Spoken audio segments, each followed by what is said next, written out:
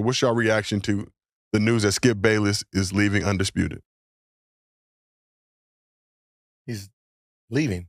Moment of silence? Nothing? No, he's leaving. Yeah, okay. He's not fired. So that means he's going to start his own. Funny, right? So recently, I've been trying to.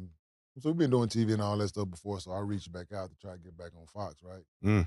I was told that Skip personally declined. Skip Bayless personally declined Kenya Martin from coming for me to be back on the show, because I used to do the show regularly, right? When him and Shannon was doing Undisputed, I was on the show like a few times, and I was told that he personally declined.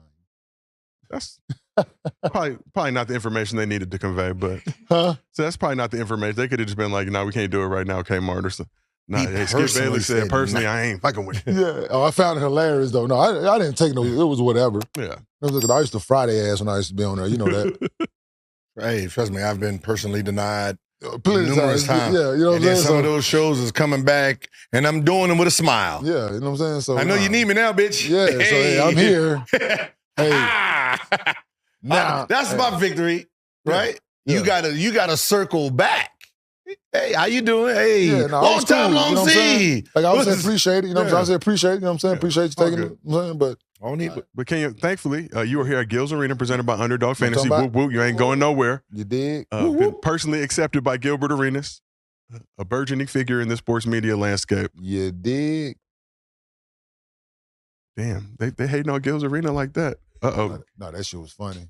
So that means Skip probably going to have his own podcast then. He already has one, so he probably will shift. He'll do it full time now, probably. Yeah. Yeah, it's going to be his full time gig. Yeah. Gil taking selfies right now with fans outside of the glass here at the Sirius XM studios at the Win. He like, Kenyan. He like you, Ken. Go say hi, Ken. Best part about it is it was all blurry.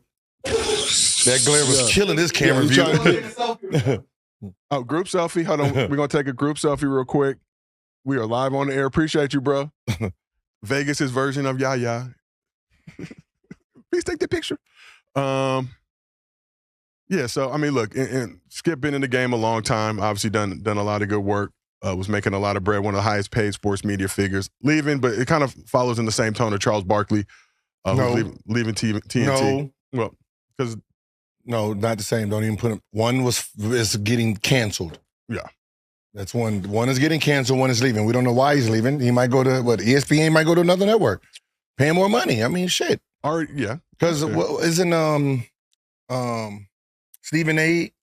trying to figure out what he's going to do? Because he's asking for big bags. So it looks like there's some movement going on. So it brings me on my next topic. According to reports, ESPN has offered Stephen A. about $18 million per year. He's got 1 year left on his deal, would become a free agent next summer if they can't get a deal done. But there are reports saying he's seeking $25 million annually. The 18 would make him the highest paid person in sports media from a talent standpoint, but he wants 25. Hit it.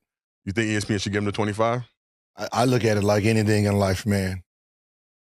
18, that means everybody behind him get what, 17, 16? Yeah, McAfee, I think 25? 17. Everybody get 24, 23. Cool. Oh, so jump for the sky, baby. We give him 30, please. Yeah, give him whatever 30. He needs. Because I know the trickle down, we get bigger bags too. Yeah, give Stephen A. 30 ESPN. The Underdog, you will be getting a phone call from Gil's representatives in the immediate aftermath. We're all going to be looking at him like, yeah, so Stephen A.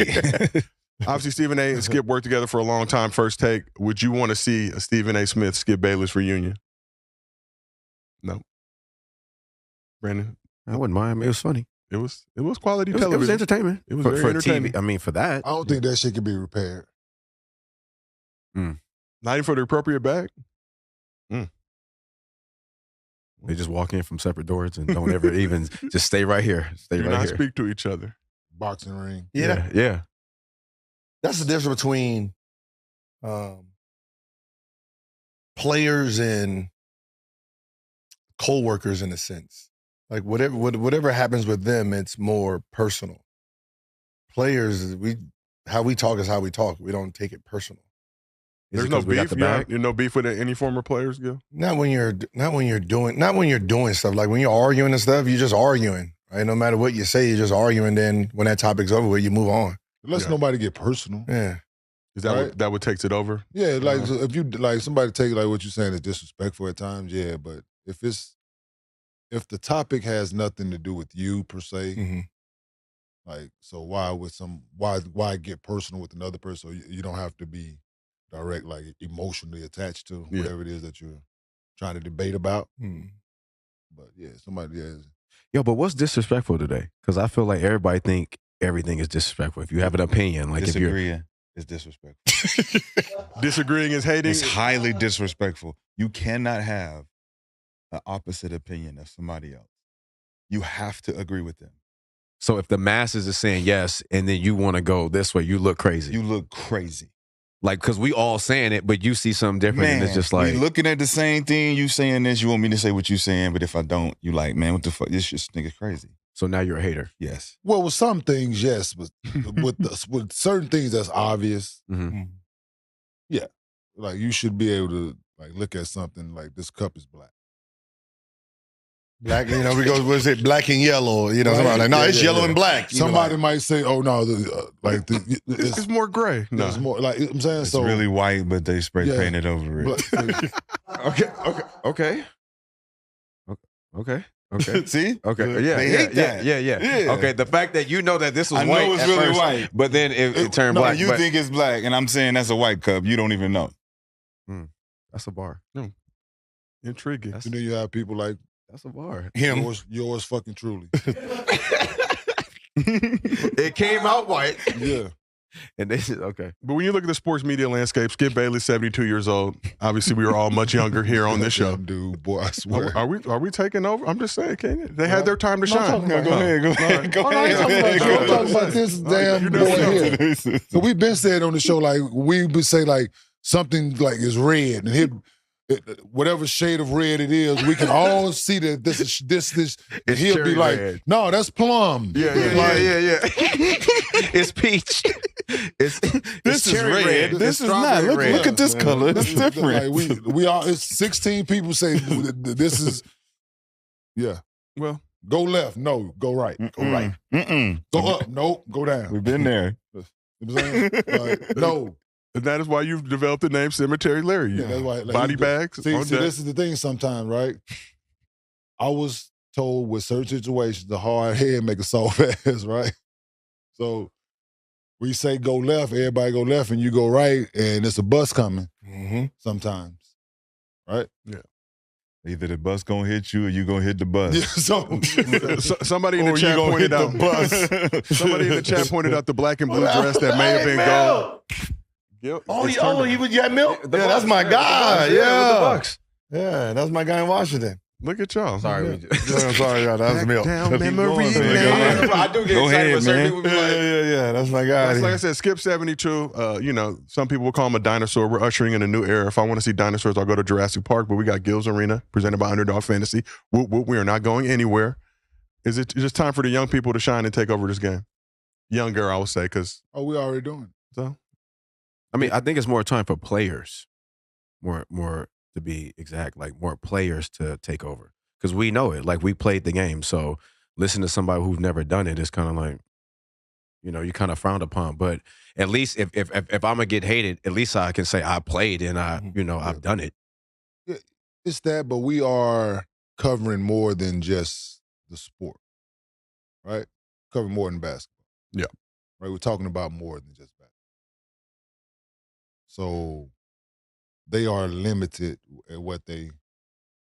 So during the summer, in certain times, it's not anything for them to really talk about. Because the Olympics is only every 4 years. Yeah. Right? During the summer. Finals is over in June.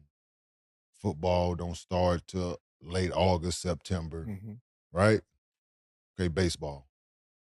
It's just saving grace. It's on TV right There's now. a lot of games, but now you chose to cover other sports and other things that you're not really passionate about, or you don't really know that much about. You just show up to work, they hand you the piece of paper, these are the topics, and here you go. Yeah. Right? You don't get that from us.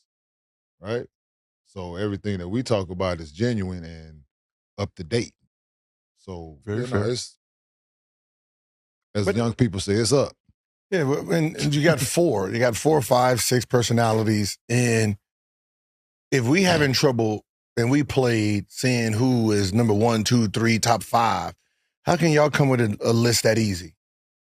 Yeah. You know what I mean? And you guys never played, so it's like the players themselves, when you ask us who the MVP is, if the players who played against them, ex-players, can give you a list and it's this high of a percentage, and you go with someone else, it lets you know how far you are away from the actual people who are playing. Yeah. Like, it just sounds goofy sometimes when we ride on planes, right? We ride on planes a lot, right? To the point where we can be experts at, right? Saying what's going on a plane. Right? I'm pretty sure if we start voicing our opinion on how the plane should be flown, I don't think nobody's going to listen to us. Right? I can tell you right now, I don't give a fuck what the stewardess say about what's going on. I know this bitch didn't go to aviation school, flown, dropped down, fly. She ain't done none of that for her to have my, I don't want to hear nothing you got going on. I feel comfortable when the pilot, hey, this your pilot speaking. What's up, boss? Yeah. Okay, right? And that's how sports is. Just people who's never actually played, been in there, had to guard a mother. You've never had to guard someone to say how good this person is, but you have an opinion on what his legacy is. You've never had to open that lion's cage, close it, and say, survive. So you can't really say so the fact that you guys are judging people's legacy and you've never had to jump in front of that bull is crazy to me. Yeah.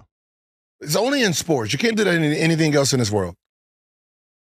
That's yeah, critique somebody on their job, like, oh yeah, it's. But you've never been a part of the job. Never been part of the job. Like, how do you? Can I go? Yes, you may, Rashad. All right. There are two dividing points, which is the audience, us, and then the other media. Mm-hmm. The other media connects with the audience because both of them never played. They're the median for the audience. They have their perspective, which is the audience's perspective, because we both sit and watch the game, right? We have our own perspective, which is what Gil's saying. He's expecting them to understand what we know. When they know they can never do that, they speak for the people. We speak for each other. So this is why our emergence is important right now, is because we're speaking for players and they're threatened. But what has happened is they've taken Perk, Richard, JJ, certain players, like anything corporate, to represent the players. Yeah. So if they weren't there, it would just be us against them. They wouldn't have credibility or validation on points because they have certain players over there to say, yeah, that's right. This is how we did it. But that's just like Jackie Robinson going to the majors and leaving us out to dry. They took the corporate job. We can say nigga, please. We can't do that on this show without Stephen A. repercussions. Smith, he can't say nigga, please on air. He Can I do that on ESPN? He can't even Once he ain't gonna fire himself. once a generational. Once every decade. So it's like when you understand that Skip and Steven and all of those guys who've never played, they not even trying to integrate with us. They keep it separate because the crowd that they're catering to, they feel they speak for them. Because we both don't play. We're going to tell you from our perspective, we feel like we're experts because we're near them and close to them enough to give you on ground. Yeah, that's fair. Or we heard this rumor, or we heard this. We was close enough to hear it. We was close enough. He didn't say it to me, but we was hearing the conversation. Yeah, for sure. So it's like Lot it's of just like ear any hustling. news. Anything on the news, you go to the news to find out what's going on. That's their source. But we are now emerging as our source. The actual source. And Okay. it's overtaking them. So Skip can't keep up. Shit, Stephen A., they going to give him that money, invest in him, and he can't keep up either. Hardworking individual. Hope he gets his bag. I mean, you know, players coming into the podcast world has changed. It has changed because a player will talk to a player versus talking to just media itself, because media needs